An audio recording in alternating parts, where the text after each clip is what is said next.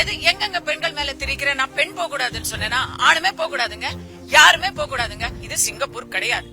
Okay, அது Singapore ஆகுற வரைக்கும் நீங்கெல்லாம் வந்து கொஞ்சம் உங்க பாதுகாப்பை நீங்க தான் பாத்துக்கணும்.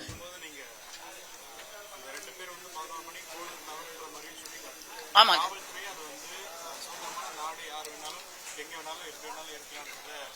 வெளிப்படையா பேசிருக்கும் பொழுது நீங்க இந்த மாதிரி சொல்ற கருத்து பெண்ணுக்கு எதிரான கருத்து நீங்களே வைக்கிறீங்க, விக்டிமுக்கு எது நான் விக்டிமுக்கு எதிரா இருக்கேன், பெண்ணுக்கு எதிரா இருக்கிறேன். நான் சொன்ன கருத்துங்களா? நீங்க அப்படி சொன்னா கூட பரவாயில்லங்க. நான் வந்து ஒரு 13 வயதுல ஒரு டீனேஜ் டாக்டரோட தாய். நான் வந்து கொஞ்சம் பொது அறிவோட இருக்கணும், ஜாகிரதை உணர்வோட இருக்கணும்.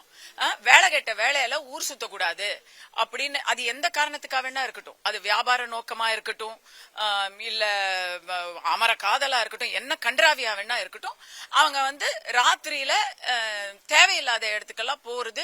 ஏன்னா ஒரு பேசணும்னு சொன்னாங்க, நீங்க கம்பைன் ஸ்டடி பண்ணணும் இல்ல வெறும் பேசணும்னு சொன்னா அதுக்கு எத்தனையோ பாதுகாப்பான இடங்கள் இருக்கு. இன்னும் சொல்ல போனா ரொம்ப முடியலன்னா உங்களால தவிர்க்கவே முடியல, உங்களால பண்ணியே தீரணும் பேச்சுவார்த்தை அப்படின்னு சொன்னா நீங்க ரூம் போட்டு கூட பேசிக்கோங்க. எது எங்கெங்க பெண்கள் மேல திரிக்கிற? நான் பெண் போக கூடாதுன்னு சொன்னேன்னா ஆணுமே போக கூடாதுங்க, யாருமே போக கூடாதுங்க. நான் ஒரு பெண்ணையும் ஒரு மகனையும் பெத்த தாயா சொல்றேன்.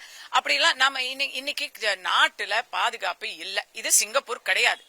ஓகே, அது சிங்கப்பூர் ஆகுற வரைக்கும் நீங்கெல்லாம் வந்து கொஞ்சம் உங்க பாதுகாப்பை நீங்க தான் பாத்துக்கணும்.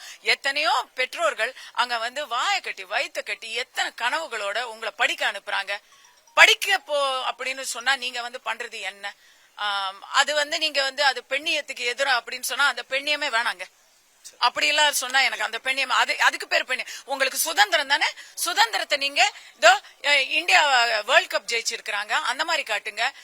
கையே இல்லாத ஒரு பெண் இன்னைக்கு வந்து ஆர்ச்சரியில இன்டர்நேஷனலா போகுது, அந்த மாதிரி காட்டுங்க. படிச்சு பெரிய IAS ஆபீசர் ஆகுங்க, இன்ஸ்பெக்டர் ஆகுங்க, கலெக்டர் ஆகுங்க, இல்ல பொது சோசியல் சர்வீஸ் ஆகுங்க, டீச்சர் ஆகுங்க. அதில உங்க சுதந்திரத்தை காட்டுங்க. எதுல சுதந்திரத்தை காட்டுவீங்க?